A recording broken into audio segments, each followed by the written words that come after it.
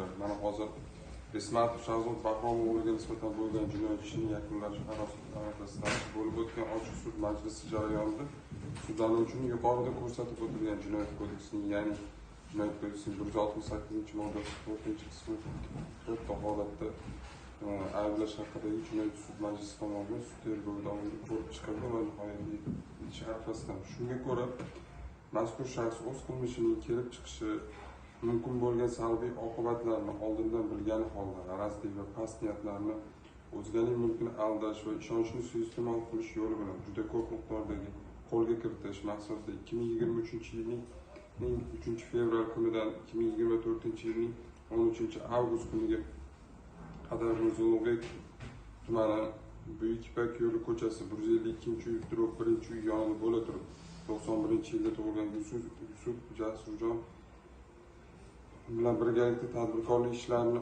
bilan shug'ullanishini, chet davlatdan arzon narxlarda avtomashina olib kelib O'zbekiston Respublikasida ularni sotishni taklif qilib, ushbu tadbirkorlik ishlarini yaxshigina daromad ko'rishini, agarda uning ushbu tadbirkorlik sherik bo'lib rivojlanishi uchun imkon qadar ularni berib turgan taqdirda ko'rilgan foydalardan har oyda ulush berishini, bu bilan birga tadbirkorlik ishlarini rivojlanib olishini uchun unga bergan ham pullarni ham qaytarib berishini aytib, Yunusovdan jami 179.300 AQSh dollari miqdoridagi pullarni olib, unga bergan va'dasini bajarmasdan jinoyat yo'li bilan qo'lga kiritgan pullarni o'zining ehtiyojlariga sarflab yuborib, Yunusovdan yashirinib kelishi natijasida unga jami 179.300 AQSh dollari miqdoridagi zarar yetkazganligi aniqlangan. Mazkur holat sud tergovida ham, tergov organi tomonidan ham narsa va ashyoviy dalillarni ko'zdan kechirish, yuzlashtirish, stenogramma ko'rgazmalari, audio yozuvlarni ko'zdan kechirish hamda boshqa harakatlarni o'z ta'sirini to'liq topgan deb hisoblanadi.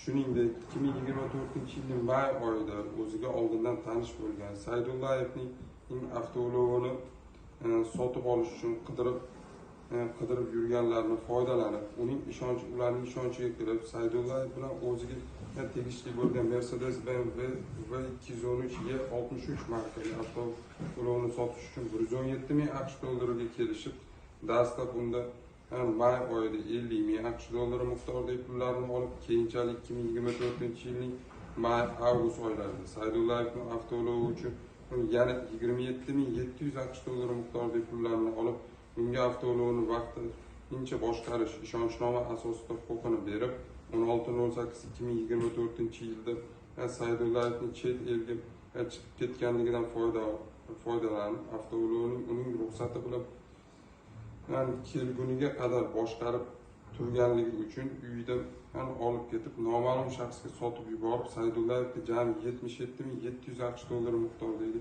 moddiy zarar yetkazganligi aniqlangan. Ya'ni so'm kursida 979.810.209 so'mni ishga qilgan tergov organi tomonidan 168-modda 4-qismda ayb e'lon qilingan. Mazkur malakalangan holatdan to'g'ri malakalangan deb hisoblayman hamda mazkur holatdan sud tergovida o'z tasdig'ini to'liq topgan deb hisoblayman. Shuningdek, 26.06.2024-yilda Mirzo-Ulug'bek tumani Buyuk Ipak yo'li ko'chasi 152-uy yonida bo'lib turib, Yunus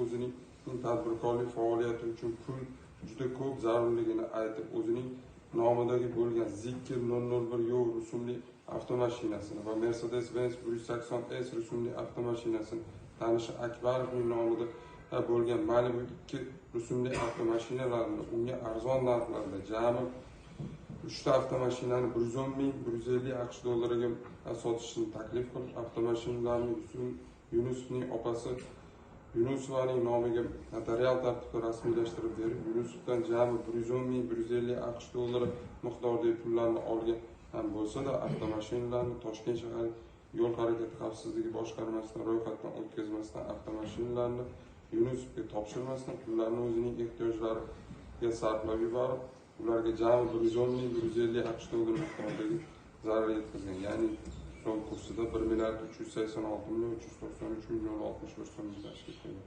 Bu ham yuzlashtirish, tergov harakatlari ko'zdan kechirish hamda sud jarayonlarda o'z tasdig'ini to'liq topgan. Shunga ko'ra 168-modda 4-qismdan A bandi bilan to'g'ri malakalangan deb hisoblangan.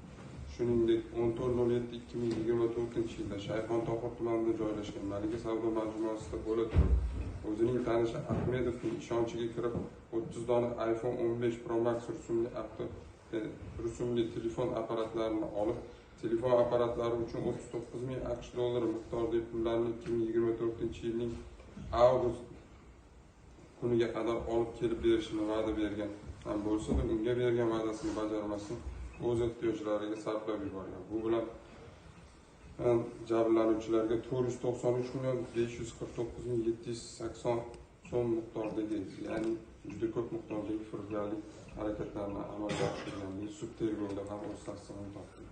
Shuningdek, 13.08.2024-yilda Shayxon Tohir tumani Oqtepa ko'chasi 5A -3 4-uyda bo'la turib, Alimbayev va Shahlo Akmalovlarning ishonchiga kirib, bir necha fuqarolardan bo'lgan katta miqdordagi qarzlarni qoplashi uchun go'yoki Alimbayevaning qizi Alimbayeva Jamila Muhammadiyevnaga uylanishini va'da berib, u bilan qonuniy nikohdan o'tib, buning evaziga Alimbayevaning nomida bo'lgan Shayxon Tohir tumani Oqtepa ko'chasi 5A3 4-uy vaqtincha fuqaro Karimov Sanjar o'g'lining nomiga oldi-sotdi shartnomasi asosida garov sifatida rasmiylashtirib turishini, buning evaziga Karimov unga 240.000 AQSh dollari miqdorida pullarni berishini, 10 kunda Karimovdan olgan pullarni qaytarib, ushbu xonadonni Alimbayevaning nomiga qayta rasmiylashtirib berishni va'da berib,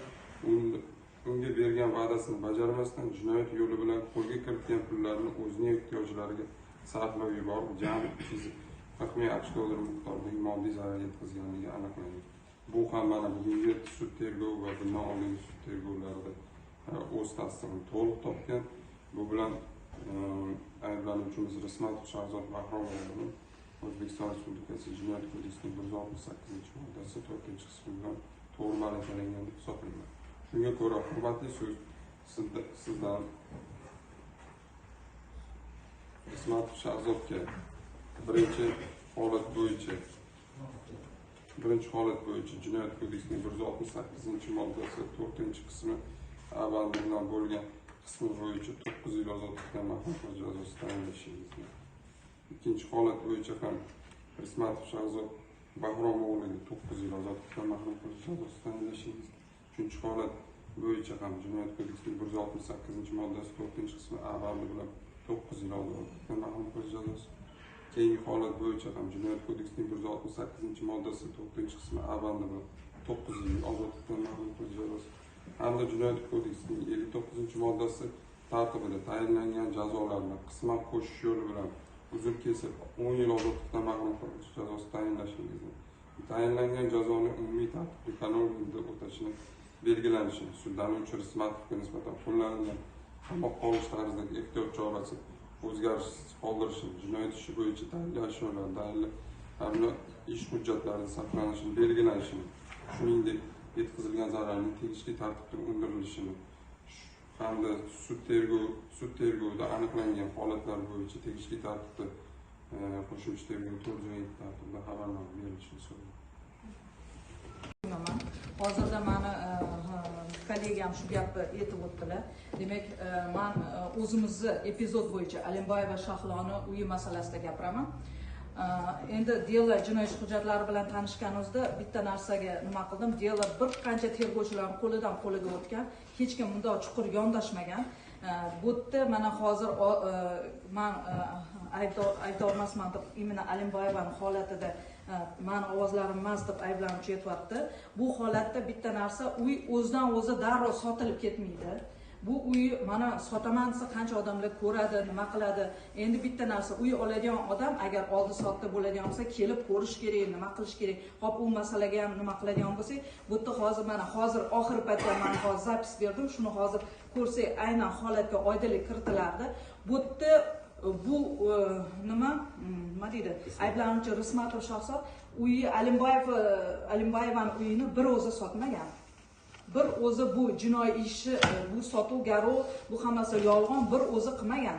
Bu holatda mana Karimov Sanjari ham harakatlariga baho berish kerak. Karimov Sanjari harakatiga baho berilmagan. Jinoyat ishida Karimov Sanjari, demak, Rismatov Shahzoda onasini arizasi bo'yicha menga tuhmat qilyapti degan holatida chas prasheniya bo'lyapti.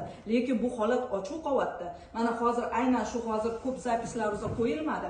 Ani hozirgi bergan zapisi qo'yganda haqiqatan zalog degan gap bo'lyapti.